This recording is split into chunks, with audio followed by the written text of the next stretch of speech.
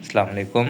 अच्छा, इस वीडियो में मैं आपको ये बताऊंगा कि ये जो सर्किट है training Arduino training kit circuit, इसको किस तरीके से यूज़ करना है। इसमें कोड अपलोड करने के लिए आपके पास आर्डिनो है, यहाँ से आप अपनी आर्डिनो केबल अटैच करेंगे और कोड अपलोड कर सकते हैं। ये आपके पास मोटर ड्राइवर है, यहाँ पर आपके पास लिखे हुए हैं power switch motor 1 motor 2 left पे जो आपके पास टर्मिनल है। तो जो पावर वाला टर्मिनल है, इस पे आपने अपनी बैटरी को अटैच करना है। तो for example I have this battery here, और इसको मैं आपको अटैच करके दिखाता हूँ कि इसका ये कनेक्टर इस पे किस तरीके से अटैच होगा।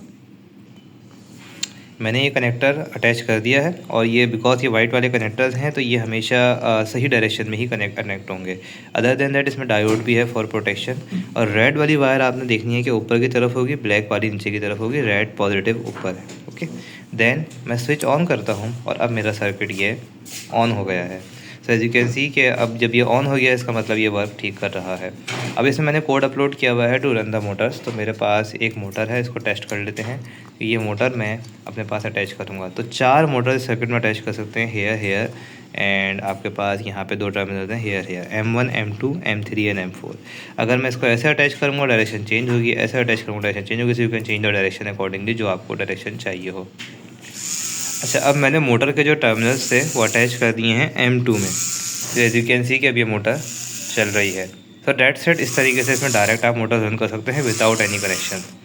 देन हमारे पास इनपुट आउटपुट्स के अंदर हमारे पास राइट पे अल्ट्रासोनिक सेंसर का इनपुट है, टॉप पे हमारे पास है सेंसर 1 सेंसर 2 एंड सेंसर 3। तो these are input for IR sensor for line following robot. And then we have this one Bluetooth. तो जो ब्लूटूथ का टर्मिनल है आप इसके ब्लूटूथ मॉड्यूल लगा सकते हैं आउटपुट पोर्ट पे।